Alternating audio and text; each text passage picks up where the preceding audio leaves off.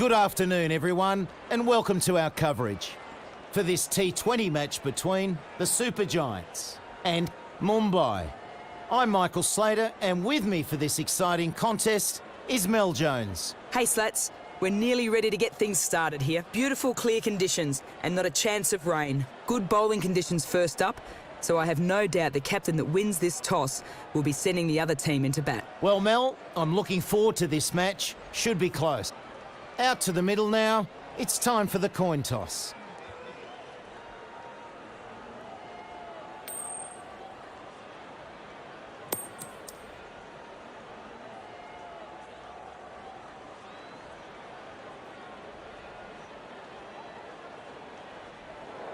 Going to have a bowl here. Interesting decision, but the captain should have a good sense of the conditions here.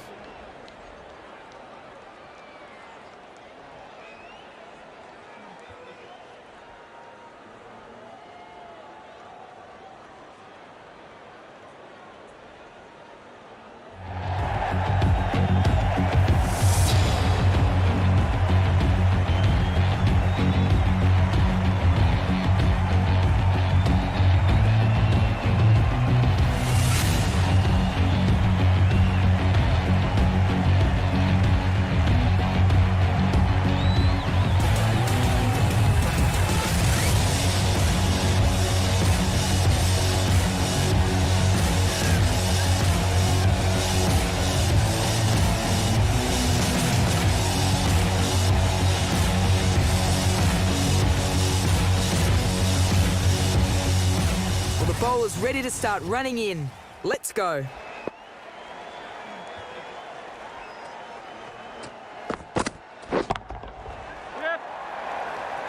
Great way to start the innings.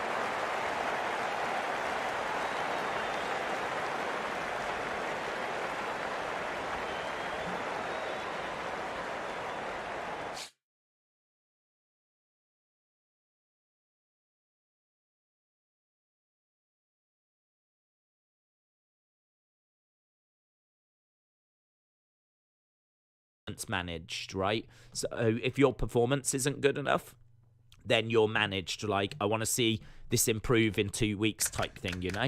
And then you've got 2 weeks to turn your performance around. If it does improve, brilliant, well done, we carry on. If it doesn't, well then maybe we have to part ways. That's not what this is. What this is, and what it has been, is, right, you're fired now. Out of nowhere. I mean, how you can't be walking on eggshells like that if you're a WWE super. Imagine that. I mean, imagine like you go to work, you do everything. I mean, I saw an interview with Ember Moon, a clip that she did with Chris Van Vliet, and she was talking about like how she was told that Vince wanted her to go back to the main roster, and they had these big ideas, and they wanted her to be a heel. And they wanted her to go on a losing streak. And that losing streak would then make her snap. And she would go back to being a heel. And then she'd go to the main roster. So she was filming vignettes. And she was getting ready for this, you know, storyline. And then she got a phone call to say, nah, you're out. Vince has changed his mind. He's not going to use you going forward now. And that was it. Done. Like, that's it. From you're about to get called up to, oh, I'm sorry, you now don't have a job. That's not right. It's not right. And it's not right when you've got someone like Billy Kay who moved, you know, actually even Dakota. I mean, like, some of these people aren't American. Like, Dakota's from New Zealand, I believe. Moved from, like, New Zealand, Australia, over to America for this opportunity. And now, same with Tegan Knox. She's from Wales. Moved to America. Like, this isn't a small thing. You moving your whole life, leaving your family, leaving your friends, starting afresh. That's quite a wide line. To then lucky not to be called. Go like that. I mean, it's bad. It's really bad. But there's a few things to say here. We don't know that these people have been released or if they asked for their releases. So we don't know, okay? Malcolm Bivens, it seems like he asked for his release. Dakota, I've heard rumours that she was unhappy, might not re-sign. Who knows, yeah? Again, That's not the Dexter length to Loomis, bowl. Haaland, Far Persia too short. Perotta, I don't know. I would imagine Persia Perotta and Haaland, in all fairness, probably were looking to stay. I mean, they only really just got going. Haaland, why would he be unhappy at this stage? He knows he's in developmental. He knows that he's not going to go to the main roster straight away. He knows he's got loads to learn. I don't know. I can't imagine that he did it and then went, nah, I don't want to do this anymore. So I definitely think there's some in there, if not the majority, that were released. Let's say they were released, right? Because if they asked for their release or if they didn't want to re-sign, that's a different thing, isn't it? But let's say they were. Is it right to release these people? It's maybe a bad way of doing it and talking about it, but for me, I never quite saw it with Persia Perotta. I never quite saw it. I think part of that is because Indy Hartwell was in the way, and she was brilliant, and it was fun, and to go from that to being in a tag team with Persia Perotta was a step down, and it was very hard then for Persia Perotta to come along and be as fun and entertaining as what we just had with Johnny Gargano, Candice Another LeRae, run added. Dexter Loomis and whatever. So I really felt that was detrimental to Persia Perotta. But I can't say I ever saw a promo or anything in the ring that made me thought, yeah, this girl stands out. Because that's what you need. You need that X factor. You need to be able to stand in a room with some of the best wrestlers in the world or some of the best looking athletes in the world that are being trained how to wrestle, and you have to stand out. And it is so difficult. You've got to use everything. You've got to use your personality. Like for Haaland, he had size. I mean, Haaland, we'll get to him. I thought that was a surprise. But for me, Persia Perotta, I don't think stands out in that crowd. So none of these people deserve to just be released, right? That's not the conversation, but it's more a case of, how surprising is the release. For me, Persia Perotta, I never quite saw it with her. In regards to Haaland, this is my point. That's a surprise. Haaland, I mean, we all saw, didn't he have he had a great Another run nickname, taken. which they didn't use, which was the Destroyer of Gods. The Destroyer of Gods. That is... when even just saying his name makes me want to go... the Destroyer of Gods. We were talking about how Haaland would have looked good in Edge's group. And they go through for one. Haaland, because, he is jacked. He's a big guy. He's got tats on him. He actually, do you know what? He would have made the best modern nails. Imagine a 2022 nails. It's Haaland. You put him in orange overalls, like prisoner garb, right? I really think that him in chains, coming down to the ring type thing, I think that could have been really, really fun. That could have been really interesting. They kind of went with Good the effort. boiler suit 4 vibe, runs. but I could definitely see him in prison garb, handcuffed, making his way down, just not quite there, just really, you can tell mentally is just focused on something else, and then when the bell sounds, kind of comes in, and gets ready to go, and I just think, oh.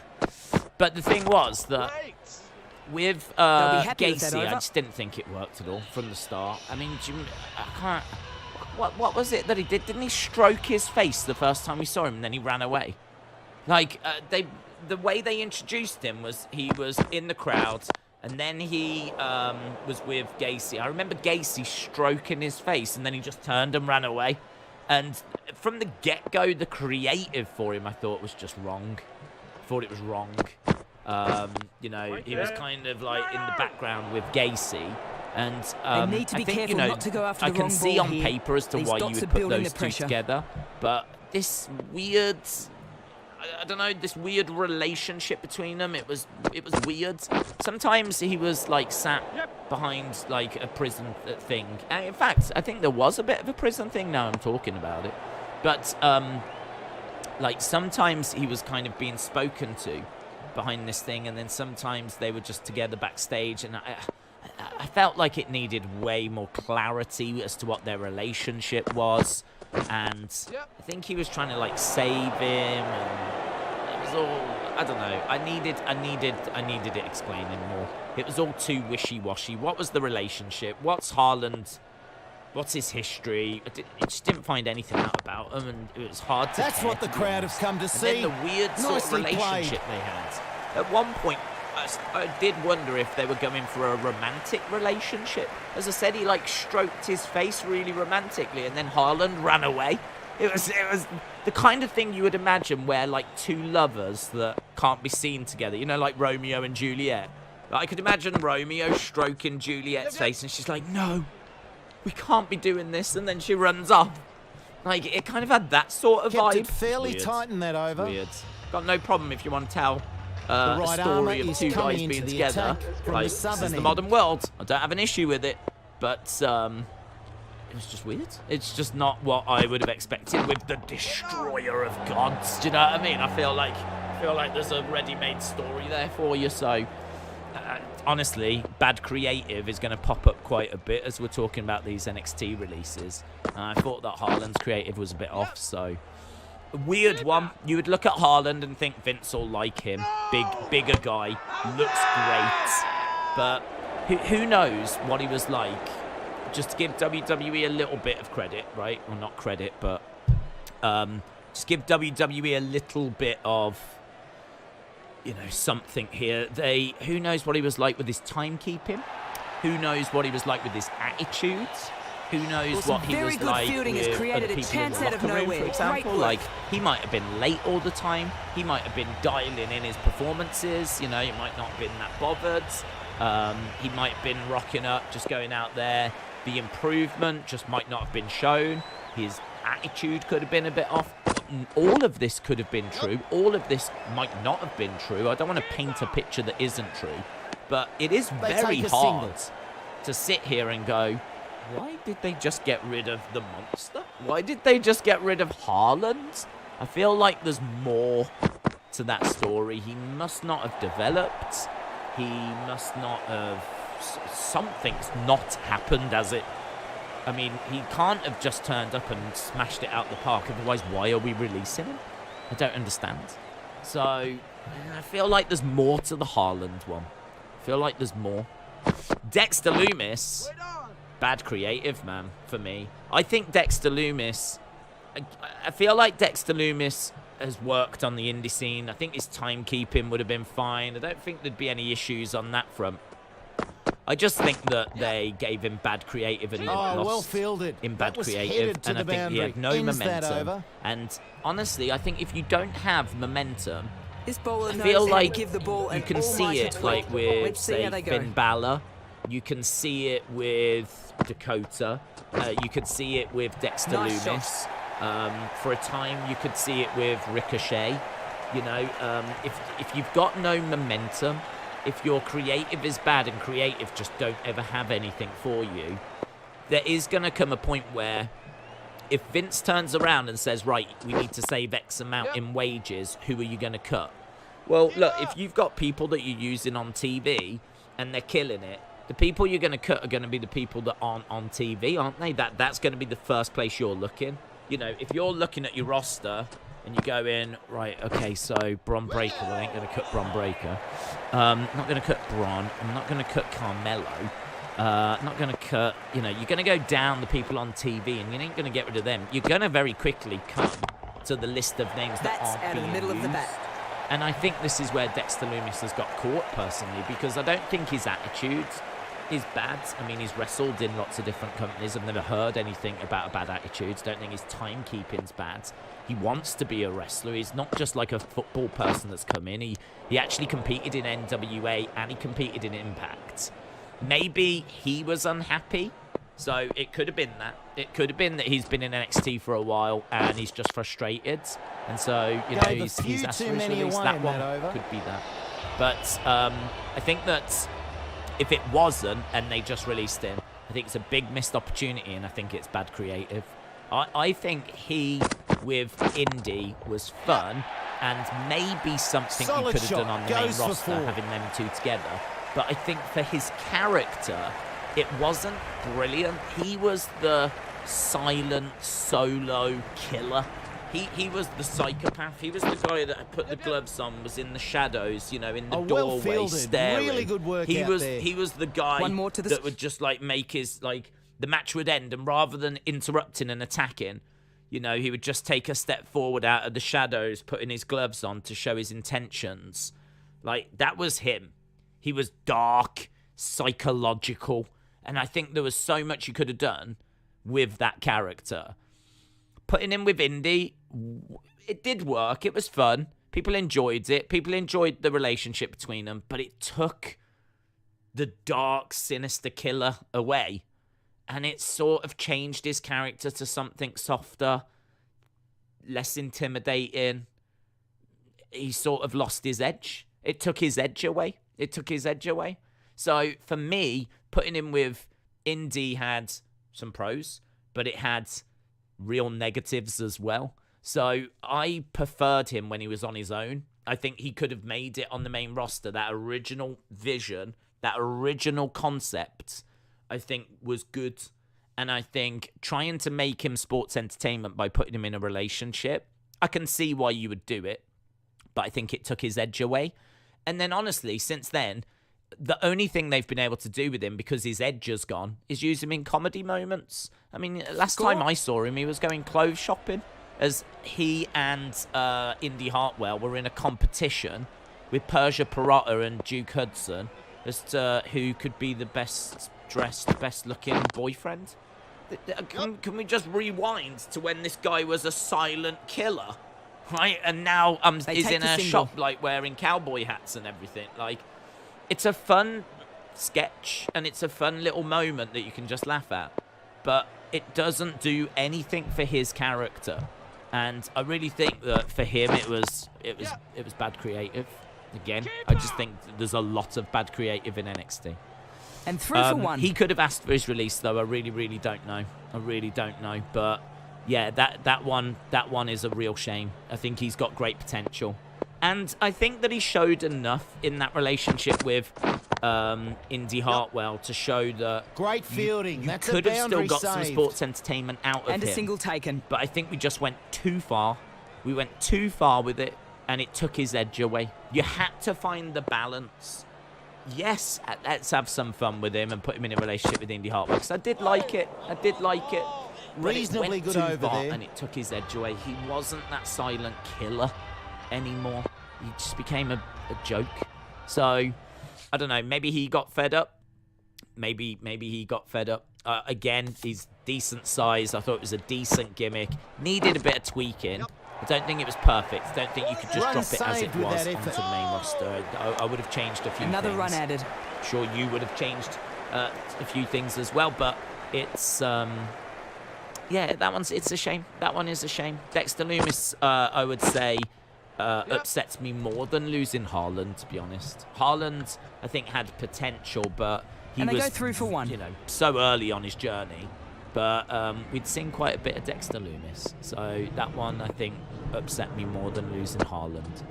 And then I don't know if Dakota Kai upset me the most. I say upset. I mean, it was disappointing is probably the word. I've stopped being upset. He's played that now, nicely. because Gets 2. the most upset I got was when I did that live Wrestling Escape Pod as the news was breaking that I think Karrion Kross had gone, Keith Lee had gone. I can't remember if Billy Kay went in that one as well.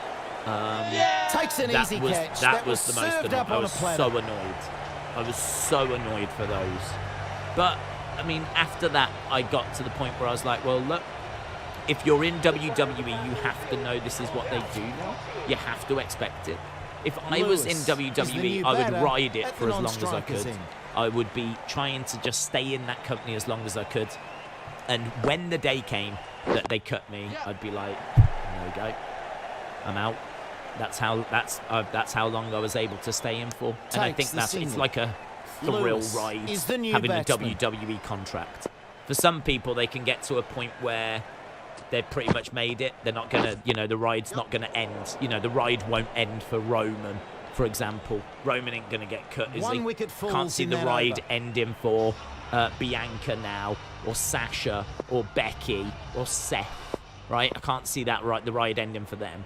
But I think for those that aren't main event, top-tier talent, I think you're always on this ride. Chance. And you just never know. I mean, you know, so many have gone that you wouldn't have expected. You just never quite know. You know, if they release Shinsuke, if they release Ricochet, if they released Ridge Holland, Butch, Aaliyah, I mean Tamina, I mean, would you be surprised? And takes it. So I think me being upset with all this stuff, maybe it's the wrong attitude, but I got annoyed with it. And then I got to the point where I'm like, well, this is it now. That's it. If you were there, you would have to expect this now. Doesn't make it right, but equally it shouldn't be coming as much of a surprise anymore. This is what they do. This is what they do. Mason, shout out to you, my friend. Mason Shortall. Stoinis is the new I think batsman. I've said Shortall It is before. now out in the Shortall. middle. I'll go Shortall. I'll just say Mason. Days, I don't know if it's me, but I'm getting tired of people blaming AEW signing ex-WWE. First out of One the run there. 100 they released, they only signed a few. It's like if City released their players. My thoughts on it are that WWE have got great talent. They've got big names, and I agree. It's like if a massive football club, yeah, I agree. If a massive football club released their talent, the other clubs would want that talent. And I think that Needs to be on target. I think the problem And that's a single. isn't so. To be honest, I think that AEW have brought it on themselves, right? Because they chose to do this. It's us against WWE. Absolutely middled I mean, that. look at the constant digs. And there was, a little shot the other day. You know how Jericho is a sports entertainer in AEW? And he's obviously taken the mick out of sports entertainment, referring to the AEW fans as the AEW Galaxy, right? Yes. These are little Good digs effort. at 4 WWE. runs. And the problem is that WWE fans obviously don't appreciate that. So when they release some talent and that talent goes to AEW, WWE fans are going to turn timing. around and say, you're just taking the people that we didn't want. Can you not create your own stars? Can you not, why is it that you're always taking ex-WWE? Is that the only way you can get ratings by, bringing in WWE names? But I must admit, I think AEW brings that on itself. It chose to destroy the throne. It chose to take little digs at WWE. And, it easily could have gone the other way. should And be it close. easily could have said, look, we respect You'll get 2 for WWE. that. It's a Good shot. massive brand. And it's raised awareness of pro wrestling around the world like no other company ever has. So we've got nothing but respect for WWE. We're not looking to overtake WWE. We're not trying to rival WWE. We don't want to go up on the same nights as WWE because they are waving the flag for pro wrestling, even though they call it sports entertainment.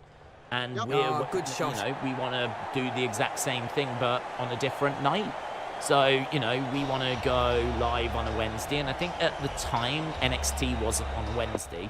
It was on a Tuesday and it was on the network. So they easily could have, just given a little bit of praise to WWE. And they easily could have not fueled the fire between the two brands and between the two companies. But they chose to do that. And the reason they chose to do that is because they felt there was a large part of the audience that used to watch WWE that doesn't now because WWE is very PG. It's not the Attitude Era anymore. It's not ruthless aggression anymore. And so they felt that they could be a home for that lost audience, if you will. So I feel like they chose to They do take a that. single. Jericho has taken little digs in the ring. CM Punk has taken digs in the ring. Cody took digs in the ring.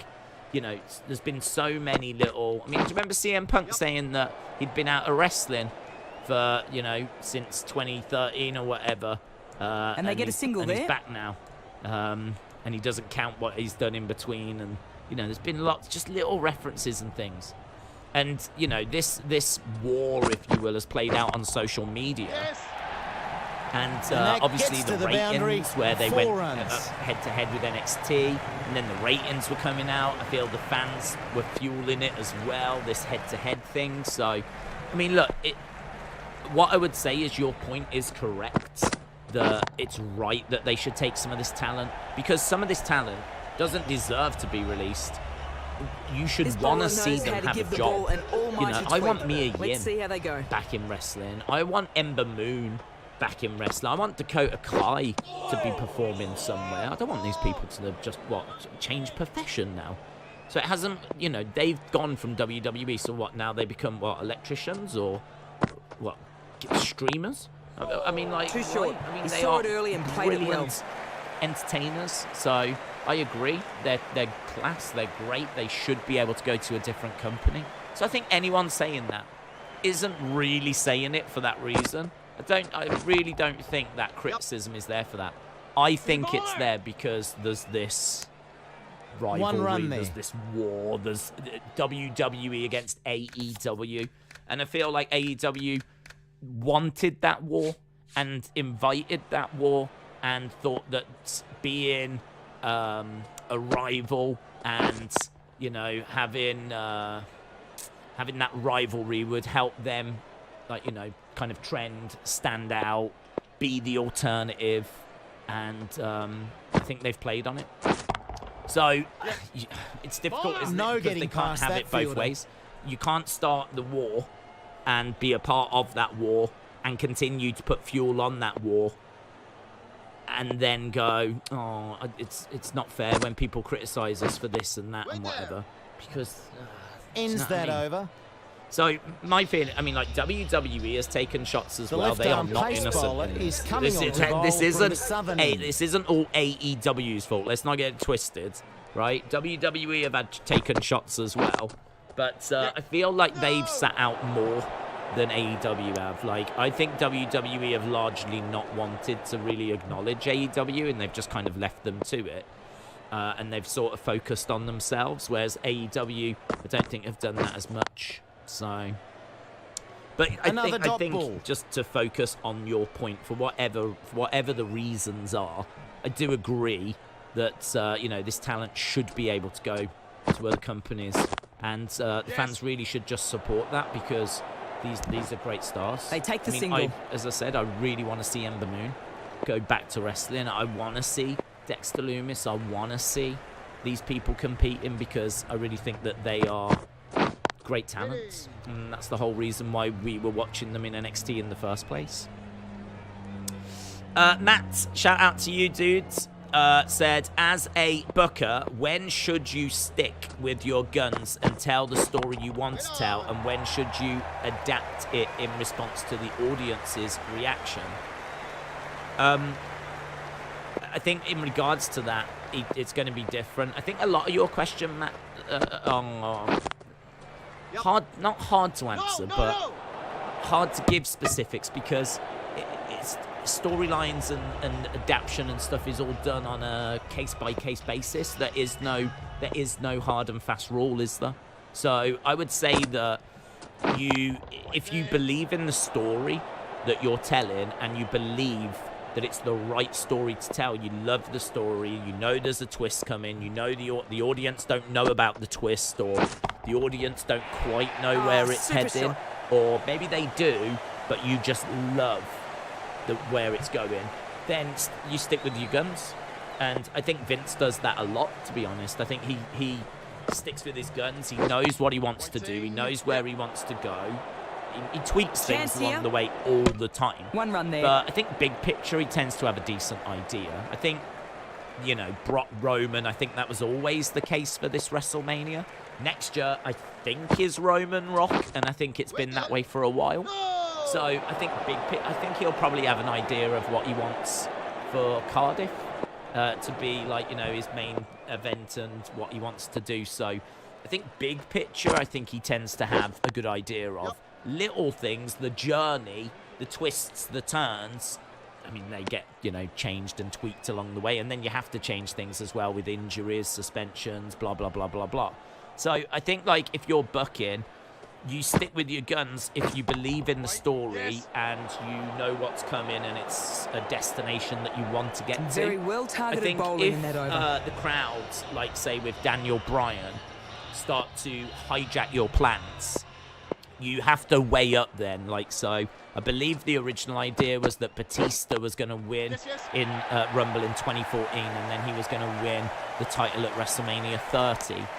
And a single taken. It's the fans that wanted Daniel Bryan. So, you know, what Vince would have to do at that point is he has to weigh up, do I go with the Batista story? Batista, who I think was coming off That's what the crowd have come Guardians to of the see. Galaxy. Nicely He's quite a played. big star around that time.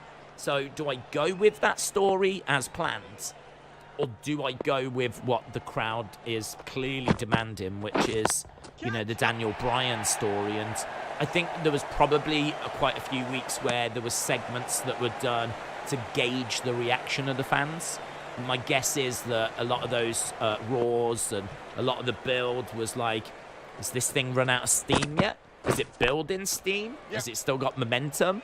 Are they into Daniel Bryan still? How much into it are they? Like, if they put him out there and the place is deafening and it's rocking and it's clearly the direction that you need to go, then, you know, you have to make that decision, don't you? Do I stick with my plan and go with Batista?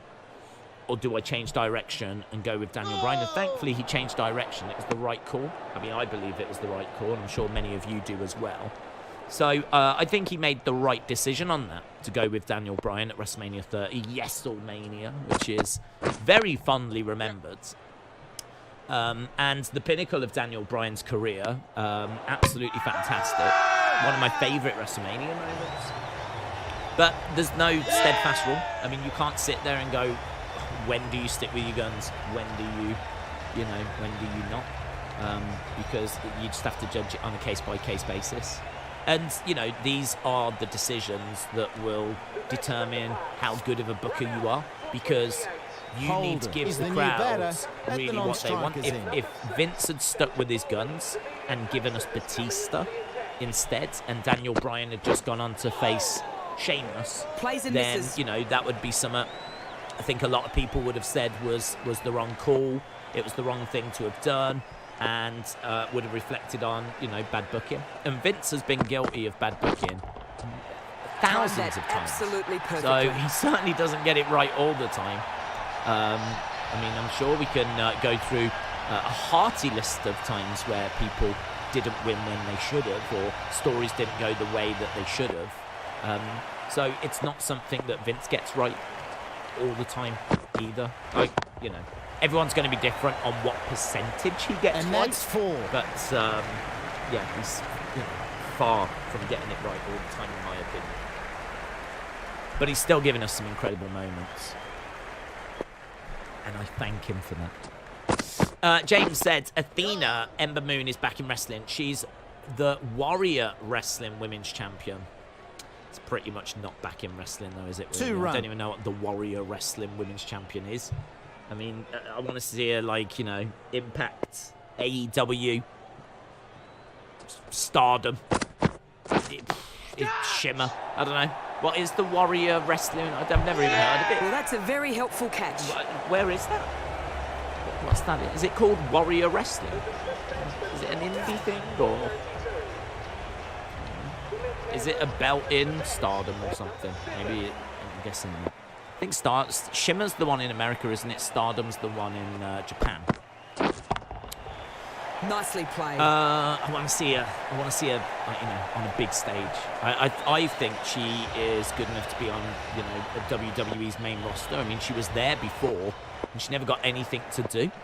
I really like her. I really like Ember Moon, and I really like Dakota Kai as well. I do want to jump into the chat, and I will be jumping into the chat. Another run added. We've got about half an hour to go, hence why we started early. We didn't speak about Dakota. I did send a tweet out saying that I really think that they misused Dakota. I thought that she was great when she was a face. I thought she was great when she was with Raquel, and it was kind of like the dudes with attitudes, you know, the Shawn Diesel relationship. I thought that was good. I think as soon as she turned on her and lost the match, I think everything since then has been trash. That's an I don't even know what this gimmick is. This broken, twitching, like, what did you say? Like talking to no one. You can't do that. Like, it was rubbish. It was rubbish. Can't make it back against some great so work in the bad. field. That's out. She is someone that, for me, as I said, bowl a good one to she avoid had the smashed. nickname of King Kota, right? Which I really love. I love that name, King Kota. King Kota. I could see her being, like, you know, king of the streets. I said this on the Twitter. Like, I could see her in a cool crown, not a stupid King of the Ring crown or anything. Just a cool, like, looking kind of crown, right? That she wears just as part of her entrance. It's not something she wears for a little while. She doesn't come out in a cape. She doesn't have regal music or all this stuff, yeah? Just give her, like, you know, a cool crown that's just part of her entrance gear, and she always wears it as part of her entrance. Give her, like, some really cool kind of hip-hop music as well. And, like, make her the king of the streets. Like, really make it King Kota with, like, you know, really cool, just They take a single. Your basic crown. I certainly don't want the WWE logo on it or anything. Just, like, something that just looks cool, that she can come out to a bit of hip-hop music. I said, like, you know, she could be a faction of a leader of a faction. She was also known for her kicks as well. She was part of Team Kick. And they did focus on it for a little while, but not enough. I think she should have been known for her kicks. I think she could have really gone against some jobbers and shown off, like, a whole array of kicks. Switch kicks, side kicks. She's got that, like, haluva kick, which she used as a finisher. So she had that in a game as well. But I think, you know, during the fight, she could have been, like, throwing in, like, leg kicks, you know, as a way of standing out. I mean, there's no one that does that. There's no one in wrestling that works leg kicks. There's no one in wrestling, you know, Shawn Michaels known for the super kick, but it was the only kick that he was known for. You know, if you think about Undertaker and how good of a striker he was. Another dot. I really like the idea of Dakota making kicks her thing. So, do you know what I mean? Like, go low, go high, just like really quick, bang, bang. And then, like, side kick, bang. You know, Perfection. just like firing in, like, What a brilliant shot. bang, leg kicks, kick to the side again. Just like, she's known for that. That's what she's known for. It's King Kota. King Kota, known for the kicks. King of the kicks. The Kick King. King Kota. I really like it. Big appeal. I really think there's something there for her. That is so much more juicy, and I think you can expand it. And as I said, she could have a faction, and I think it gives her an identity. It makes her matches stand out as well, because it's like Bit of a task for the new batsman here. I tell you what I Trying to miss with turn this wrestling, innings around and I love after it a with steady MMA. flow of wickets With in MMA, recent you're like, overs. right, what she's got to do, she's got to keep the fight standing. She's got to keep the fight Lets standing. that She go gets through to taken the down, she's keeper. in trouble. The Indians Right, she's got to take keep a the fight wicket in that standing. I over. always find that with UFC, there's paths to victory and there's ways they can win. It's just not that way with wrestling. With wrestling, it's like two people get into a ring and have a normal standard match that anyone could have. Do you know what I mean? Like, no one, there's no path to victory. No one's got, like, He's played no that one nicely. specializes Gets in things. All right, if they're a lucha, then they might specialize in the lucha style. Someone like Moxley might prefer, like, hardcore. But by and large, like, the majority of matches are just two people having a match. I love the idea that people are like, man, I've got to go up against King Kota. I need to stop those kicks.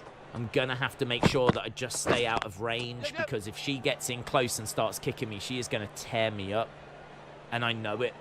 And so I like the idea Nicely that ran there's there. thought, They'll there's get two. strategy, there's something to get your teeth into.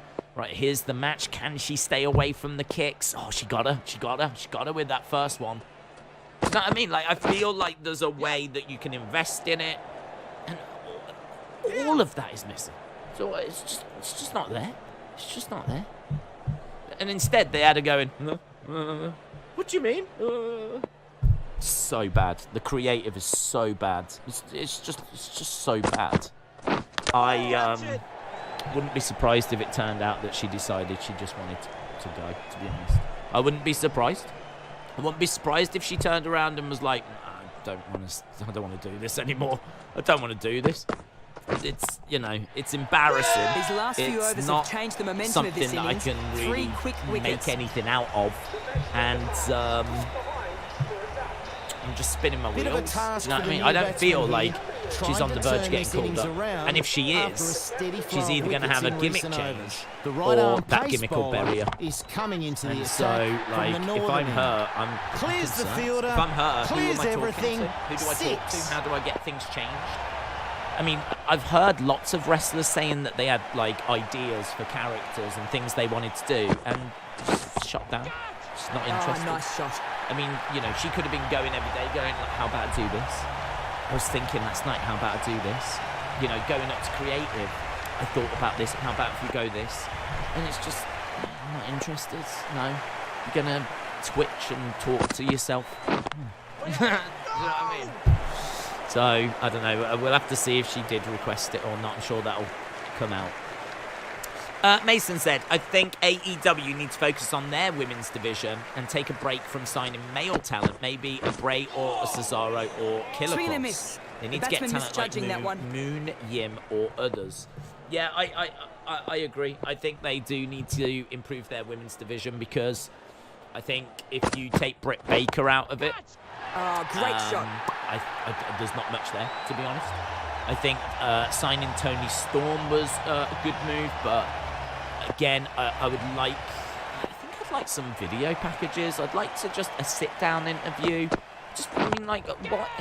We've signed Ruby Soho and we've Another signed good Toni shot. Storm. He's closing in on the half century. Straight away, good they don't innings, feel like a big setting a strong deal. target. They This don't should feel be an like a big exciting deal, run and I chase. want them to. So let's sit down with them. Let's find out task about ahead them. for the batsman. Like, Let's who see what is he can Ruby? do. Who is Tony? What are they bringing? What do they represent? What makes them stand out? You know, I want to hang my hat on some. What do I hang my hat on with Ruby Soho?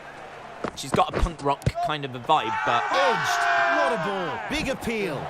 they don't even lean into that. Do you know what I mean? There's no like really cool video packages where she's at gigs or she's hanging out with friends in an apartment. She's at a party or I don't know. We just don't lean into anything. It's just always backstage with Alex Marvez or Tony Schiavone and like.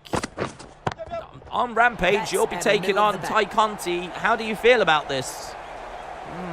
You know, I'm excited for the opportunity, blah, blah, blah. There's just nothing to hang your hat on. So I think with the, you know, with the women's division, not only do they need to be bringing in good women, because I ain't feeling Anna Jay, I ain't feeling Penelope Ford, I ain't feeling Ty Conti, you know, I think there's a lot of women there that aren't, for me, to standards, aren't the foundation of an amazing women's division. I think bringing in Ruby Soho, bringing in Ember Moon, bringing in Dakota Kai, I think it'd be brilliant. But there's no point doing the right it armour and then is just the new bowler chucking from the them out northern there. end. Do you know what I mean? Like, you got to invest in these people. Look at Roman. Look at Roman. Look at Roman as an example. Now, you're never going to be able to give people the amount of time Roman gets. But, do you know what I mean? It's part of the bloodline. It's in his family. Yeah? He's with the Usos. You know, God mode. The bloodline, head of the table, tribal chief. This is my show. Acknowledge me. Yeah, I mean, all of this. There's catchphrases, there's slogans, there's a faction. It's all part of the family. We know that, you know, Rikishi and the Wild Samoans have all been connected. We've seen him fighting with his family, where he's wanted his own family to acknowledge him. I mean, there's so much there that you can hang your hat on. So much, like, character and depth. What a delivery. Finds the stuff edge. like that. The relationship with Paul Heyman, the wise This man. is a big wicket. Do you know what I mean? There's loads. But, I mean, there's nothing for a lot of people. Absolutely nothing. And this isn't just AEW. This is, I mean, listen, we've just sat here for about half an hour, 40 minutes, ripping into NXT Creative. So the new batsman is at the crease. So poor. So poor. It's been so poor for quite a long time, actually. And I think it went worse after Triple H went. First ball faced, and hits it for 4. So, and that's shown. I mean, if you compare, like, where Dakota Kai was to where she is, like, in recent times. Drops the catch. It's not been great, is it?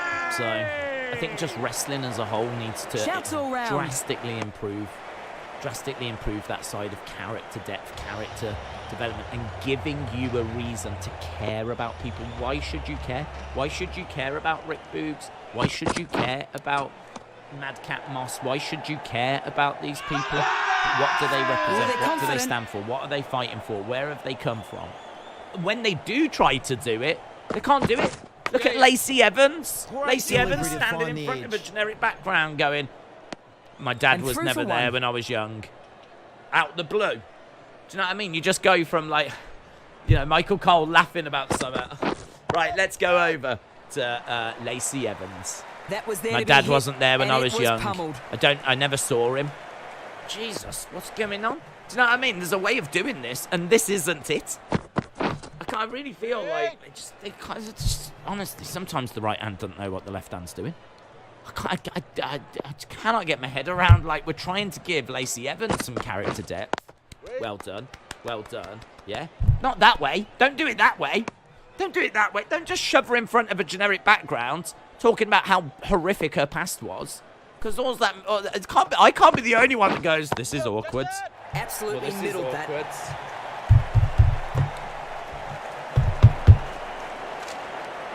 I need to get some cheese. Yeah, I need to get some cheese. Is she still there? Is she? It's just all a bit... it's very intense. Do you know what I mean? Like, maybe we could sit down and talk about some good things with Michael Cole, but a little interview with Michael Cole. You know, Lacey, there's been a real change in you. You know, what's brought on this change? Well, Michael, I'm just, you know, loving life at the moment. Nothing I'm the so batsman blessed. could have done better. You know, I've just obviously just had a child, and you know, I'm just so thankful for everything I've got in my life. But you know, it hasn't always been easy. Like, you could maybe start with, like, a positive, like, I'm just so happy at the moment, things are so good, but Michael, I need to tell you, it's not always been this and that easy. got what it Rather deserved. than, like, my dad wasn't around when I was young. Jesus. So, yeah. You know, in retrospect, maybe it's good they don't try and do character depth, because when they do, it's a little bit wide of the mark for me. So, Matt said, this would never happen, but what if a company opens up the booking to a voting system? Awful. You sign up for $9.99 and then you can vote. It'd be awful. It'd be awful. Awful. Honestly, I mean, you would get people that would be... surely everything would be predictable, because, you know, people would want their, like, the big names, the favourites to win. You need those shocks, you need those moments. I kind of think that it would not work at all. I think you do need a booker, you do need someone in charge that can take you on, you know, peaks and troughs. I think those moments where you're like, I'm not talking about releases, but I'm talking about, like, damn, I can't believe